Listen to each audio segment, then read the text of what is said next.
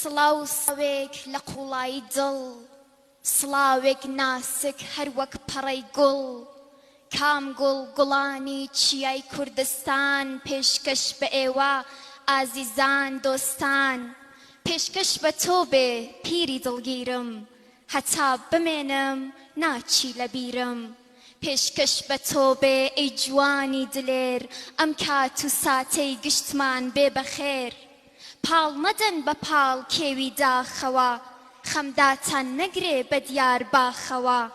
خوا بۆ خۆی باخی دڵتان بژارکە خەم و پەژارە لە ژینتان بارکە یەخوا نەناڵن بەدەم دەردەوە ئاوارە بن بە شاخ و بەردەوە یەخوا نەلەرزن بەدەم لەرزەوە وەک قەرزدار وەدەست خاوەن قەرزەوە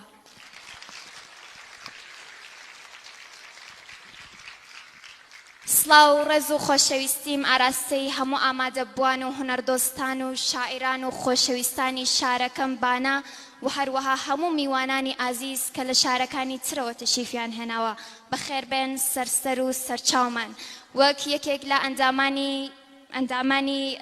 بەڕێوەبەرایەتی ئەنجومەنی ئەدەبی بانە سپاسی زۆر زۆر تایبەتی مامۆستا غەمگینەکەم کە بەڕێوەبەرایەتی ئەم کۆڕە هەموو لەسەر ئەستۆی جەنابیان بوو و بەگشتی سپاسی هەموو هاوکاران مەکەم کە لە جێی منیش زەحمەتی ئەم کۆڕە جوانەیان کێشا سپاسانەکەم دەستان خۆش بێت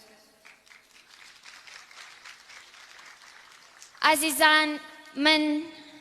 بۆ یەکەم جار لە شێعرا تەنیا نیم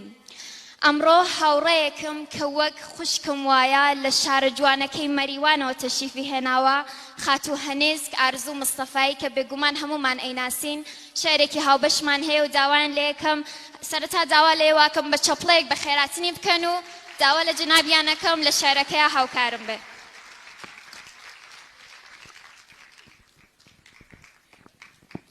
سڵاو کوردستان بە بەرزی شاخت بۆ ئەوەی ئەژی لەگەڵ دەماخت هەر کاتێ ناوت دێتە زمانم موچرکێکی خۆش ئەحسێنێ گیانم سڵاو دیسانەوەم جارە سڵاوێک با بە قسەوە بێت و بە شێعر نەبێت سڵاوم هەیە لە خزمەتی هەموو لایەکتانە و شەو باش و ژیانیش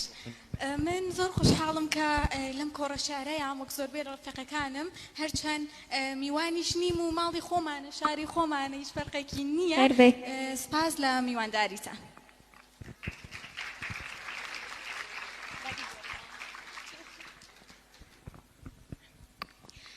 من چرۆی کۆتایی بەفرم ئار بە باکەم جێگەما من چرۆی کۆتایی بەفرم ئار بە باکەم جێگەما کیژی کوردستانی بەرزم دوندی کوێستان پێگەما چەشنی دووزین چاوکراوەم ڕوو لە ئاسۆم بۆ گەلم سەد پاییزیش ناوەرێنێ بەرگی ئاواتی پەلم من یەکەم بارانی پاییز سەد هەنسکم پێوەیە چاوەکانم چەشنی ئاسۆن بۆنی خۆرم لێوەیە ڕێبواری ڕێی خەباتم هەستێکی سەرشانمە شێعر و ڕەستە و خۆشەویستی لاپەڕەی هەرمانمە شێعر و پێنووسم کە ئاڵای ئەشقن و وا دڵبەرن ڕێبواری بێکەس و نالی و پەشێوی سەروەرن نیشتمانە سۆزی پێنووسم کە دڵوەیلانەکە نیشتمانە ئەشقی من وا شاعریش حەیرانەکە هەر بە منداڵی بەنانی شێعری قانع من ژیام بۆیە ئێستا شۆخی ئازایی سەر بە شاخانی چیام ڕوو لە هەر کوێی نیشتمان کەم ماڵە باوانی منە ماڵی باوانم نەشێوێ مانی ئەو مانی منە نیشتمانم خۆشەویستم جێی هەڵە و قاسپەی کەوم بەردی کوێستانت سەرینی خەونی خۆشی هەر شەوم من خەباتی خۆشەویستیم گرتە بەر بۆ یادی تۆ ئەشق و سۆز و مهرەبانیم کردە هیوای پاکی تۆ گیانی من هەر بۆ گەلی کورد سەرسەری سێدارەیە سەرنەواندن بۆ غەوارە کاری نامەردانەیە خوێنی من گەر سوورە با بڕژێ لە بۆ ئاڵای گەشت مەست و مەستانە بپێوم ڕێی تەماوی و پڕکەشت کیژی وریای چاوکراوەی فێرەزانینم ئەو من کیژی وریای چاوکراوەی فێرەزانینم ئەمن چاوەکانم چینی ژینن هەرگە شاوەن وەک تەمەن کیژم و سەد هێمن و نالی لە بۆ من و سەرن کیژەڵانی نیشتمانم یەک بە یەک تاجی سەرن